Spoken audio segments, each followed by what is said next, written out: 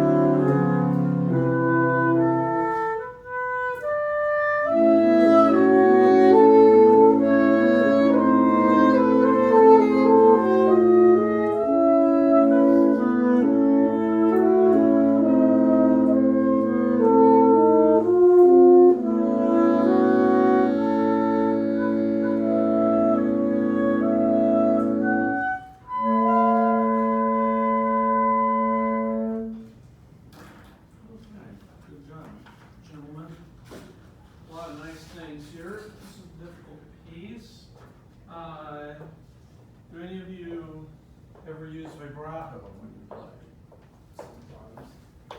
Sometimes. Okay. In a piece like this, the style requires that we use a lot more vibrato and in a more consistent manner. Have y'all listened to any recordings? Yes. Yeah, in order to understand what the style is supposed to be of this, you need to really listen to a saxophone quartet from the 20th century, like the Mule Quartet or the FAA Quartet or something like that. Because you hear a lot of modern groups play this that don't necessarily play this with the style that Bozza would have wanted. Now, I want all of you to try this real quick here. Just say mum mum mum mum mum mum mum mum mum mum mum mum mum mum mum mum. I want all of you to play low G, please, and just blow your instrument. And you're basically chewing gum. Just go mum mum mum mum mum mum mum mum. And your G. Okay. Play your G, and it'll be a perfect fifth and an octaves, but it'll be fine. And ready and three.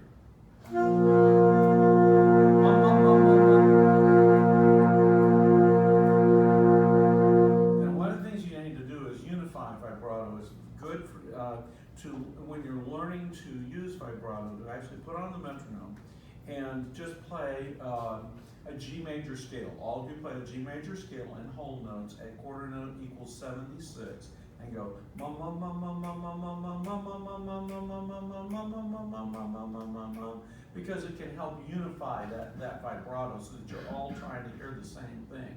And I went to hear this Tokyo String Quartet one time, and they were warming up, and they're doing.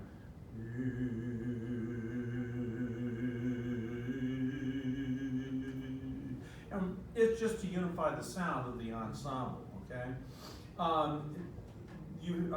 Generally speaking, your pitch is pretty good, but you have some places where you've got some small pitch problems. Frankly, vibrato would help to make it sound a little less obvious, okay? That's one of the reasons. It's not, don't get me wrong, we don't want to use vibrato to cover a bad intonation, but it is one of the reasons we use vibrato. It makes it sound a little less obvious. We got to be a little more careful about key. Look at measure 63, which is the bar after 7, the alto part. That's an E sharp, not an E natural. And baritone saxophone. Measure, the third measure after 2, measure 19, that's a G sharp, not a G natural. And we got several places like that throughout the piece where we're missing notes. And I'm just pointing out a couple here to you because we don't have time to go through all of them. But the big problem with this piece, frankly, is key signature. It's just easy because the key signature is one that you never play in. And then, of course, you got accidentals all over the place as well. And so that makes it difficult. Our balance is not bad. However, generally speaking, long notes need to get out of the way a little bit more. Like, let's just start at 5, please. Tenor saxophone, play just a little bit louder than the mezzo piano that's indicated. Baritone saxophone, play piano or pianissimo. All right, play just a little bit for me. At 5 and 3 and. Yeah, don't play the first note. One more time, even softer. Play out a little more and 3 and. Yeah, but the first note.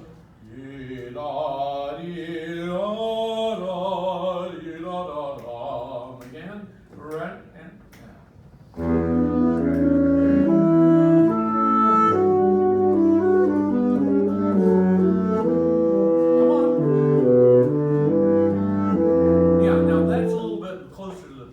Balance, okay?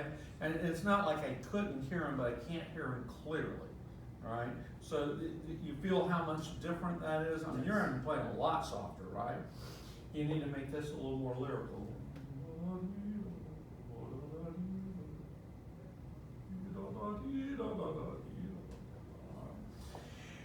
I see you're doing this a lot, circling around, all right? That is prejudicial to your flow of air, and also every time you do this, I hear an accent on every downbeat, and it's impossible for you to play a really true flowing line. Now I want you to sit perfectly still, not rigid, but perfectly still, and play for me at 5. Go. Stand still. Sit still. Don't do this either. You're not going to fly.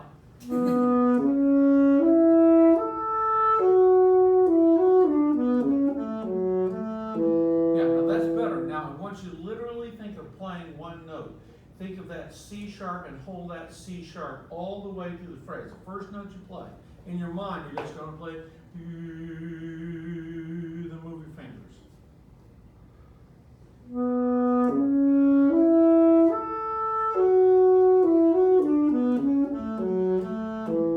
Now that's a much more consistent sound and much more consistent line. I'd like you to do a little bit more with it dynamically, but that is the way Bozza would have wanted you to interpret that line. That's the way Guy Lacour, who was the tenor player of the Mule Quartet, for whom this was written, that's the way they would have interpreted it, with a little vibrato. Okay. All right. Nice job, gentlemen. I enjoyed hearing you play. You've done some good work on this. Isn't this what a piece? Yeah, it really is. It's just absolutely gorgeous. It's one of my favorite quartets. Thank you guys. Thank you very much.